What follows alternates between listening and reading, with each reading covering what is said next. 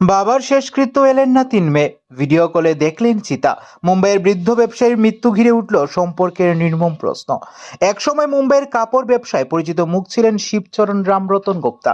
বয়স ৭৪। জীবনের দীর্ঘ সময় ব্যবসা করে নিজের ৩ মেয়েকে উচ্চ শিক্ষিতা করে প্রতিষ্ঠিত করেছিলেন। পরে ৩ মেয়েরই বিয়ে হয় সচ্ছল পরিবারে, কিন্তু জীবনের শেষ অধ্যায়ে এসে সেই বাবার ভাগ্যে জুটল এক গভীর নিঃসঙ্গতা। মৃত্যুর পর শেষকৃত্য পাশে দেখা গেল না তার ৩ মেয়েকে। স্থানীয় সূত্রের দাবি, শিবচরণ রামরতন গুপ্তার মৃত্যুর পর তার ৩ মেয়ের কাউকেই বাবার অন্তিম সংস্কারে সরাসরি উপস্থিত থাকতে দেখা যায়নি। অভিযোগ, এক মেয়ে মাত্র ৫,১০০ টাকা পাঠিয়েছেন, অন্য এক মেয়ে জানিয়ে দেন তিনি আসতেই পারবেন না। আর তৃতীয় মেয়ে ভিডিও কলের মাধ্যমে বাবার শেষকৃত্য দেখছেন বলে দাবি করা হচ্ছে। সবচেয়ে হৃদয় বিদারক ঘটনা ঘটে শেষকৃত্য সম্পন্ন হওয়ার পর শিবচরণের দেহ যখন আগুনে পুড়ে ছাই হয়ে যায়, তখন সেই অস্থি গঙ্গায় বিসর্জনের বিষয়টি নিয়ে মেয়েদের সঙ্গে যোগাযোগ করা হলে তারা নাকি সাফ জানিয়ে দেয়, আসতে দেরি হবে, আপনারাই করে নিন। একজন বাবার কাছে সন্তানের সাফল্য, প্রতিষ্ঠা ও সুখের চেয়ে আর কি বা বড় হতে পারে?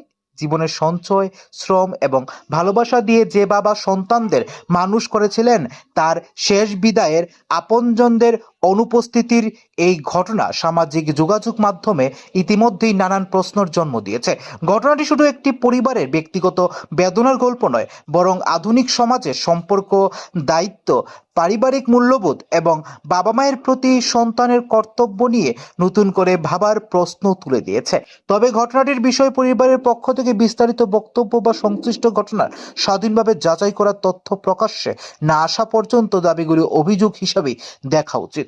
সন্তানকে উচ্চশিক্ষিত এবং প্রতিষ্ঠিত করার পাশাপাশি যদি পরিবার, সম্পর্ক, মানবিকতা এবং বাবা মায়ের প্রতি দায়িত্ববোধের শিক্ষা না দেওয়া হয়, তাহলে সেই শিক্ষা কতটুকু পূর্ণাঙ্গ? এই প্রশ্নই যেন রেখে গেল শিবচরণ রামরতন গুপ্তার শেষ বিদায়ের এই করুণ কাহিনী। Bureau report, Newsnet Tripura. लगभग 10-15 मिनट में हो जाएंगे। हाँ हाँ